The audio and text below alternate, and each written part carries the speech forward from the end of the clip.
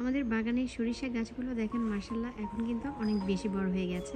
নষ্ট হয়ে যাচ্ছে ফুলগুলো, বুঝতে পারতেছি না, মনে হয় ঠান্ডার কারণে অতিরিক্ত। আমি বীজ সংগ্রহ করে কিন্তু ইনশাআল্লাহ আগামী বছরের জন্য চারা করব। এখানে কয়েকটা মরিচ অবশিষ্ট আছে।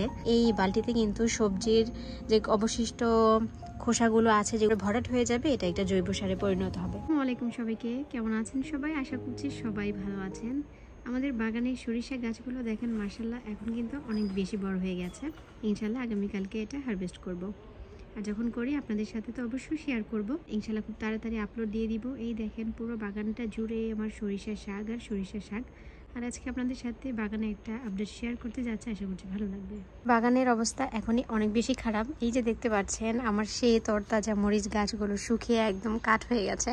এগুলো ডালপালাগুলো আজকে কেটে দিব। আর এখানে দেখেন পুরো জায়গাগুলো নষ্ট হয়ে যাচ্ছে। এই যে পাতাগুলো এই গাছগুলোর সবগুলো ঝরে পড়ে গেছে। আর এখানে আমার ফুল গাছগুলো তো একদম শেষ। এখানে কয়েকটা ডাল আমি ভেঙে দিয়েছিলাম কিছুক্ষণ আগে, কারণ এত পরিমাণ নষ্ট হয়ে যাচ্ছে ফুলগুলো, বুঝতে পারতেছি না, মনে হয় ঠান্ডার কারণে অতিরিক্ত। এই যে দেখেন কি সুন্দর, নষ্ট হওয়ার আগেও দেখেন কি সুন্দর একটা কালার ছেড়েছে, তাই না? সাদা ফুলটা একদম গোলাপি কালার একটা রং ধারণ করেছে। এই দেখেন এখানে অনেক ফুল নষ্ট হয়ে গেছে। এগুলো কয়েকদিন আগে একদম ভরা ছিল পুরো গাছটাতে, আজকে একটু নষ্ট হয়ে গেছে। ইনশাল্লাহ দেখা যাক, আবার ওয়েদারটা একটু নর্মাল হলে, মানে ঠান্ডাটা একটু কম হলে আবার মনে হয় ফুল ফুটবে। এখানে সন্ধ্যা মালতী গাছে এই যে দেখেন বীজ কিন্তু ছেড়ে দিছে। এখান থেকে আমি বীজ সংগ্রহ করে কিন্তু ইনশাল্লাহ আগামী বছরের জন্য চারা করব। তো এই বীজগুলো খুব তাড়াতাড়ি ঝরে পড়ে যায়, একটু বাতাস হলেই পড়ে যায়। আমি আবার এগুলো উঠিয়ে নিয়ে এরকম টবে টবে দিয়ে দিই, যাতে করে বীজ থেকে চারা খুব তাড়াতাড়ি গজে ধরছে আর পড়ে যাচ্ছে। যে এখানে অনেকগুলো হয়েছে এই যে।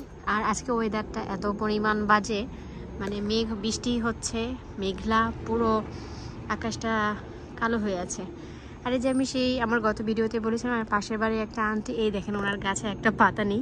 এই পাতাগুলো সব রাস্তায় পড়ে একদম ময়লা হয়েছিল, উনি গত পরশুদিন এটা পরিষ্কার করেছে। আর এই সাইডে আমার নাগামরিচ গাছটা তো একদমই মরে যাচ্ছে।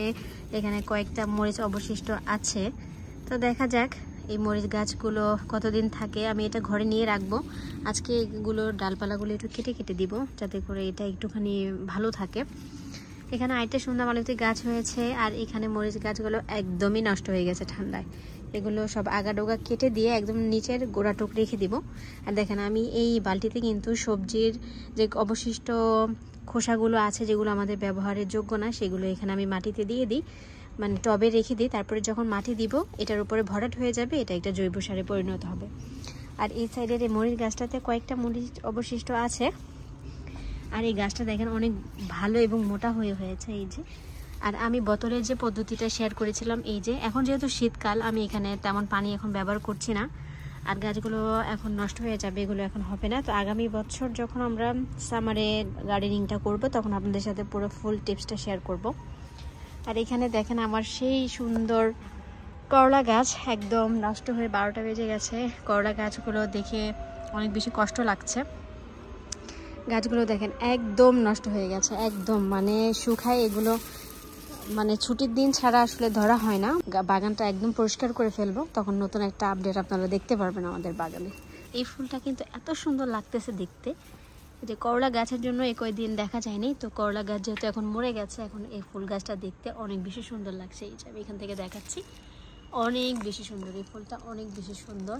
আমার বাগানে দুইটাই শীতকালীন ফুলই আমার কাছে অনেক বেশি ভালো লাগে। এই হলুদটা তো একদম টসটসা হয়ে ফুটে আছে, এই যে দেখতে অনেক সুন্দর লাগছে।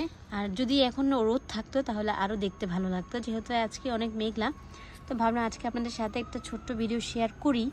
বাগানের অনেক দিন ধরে কোনো ভিডিও শেয়ার করা হচ্ছে না, তো ফাইনালি আজকে একটা করলাম। আপনাদের কাছে কেমন লেগেছে অবশ্যই আমাকে কমেন্টে জানাবেন। সবাই অনেক বেশি ভালো থাকবেন। আল্লাহ হাফেজ, আসসালামু আলাইকুম সবাইকে।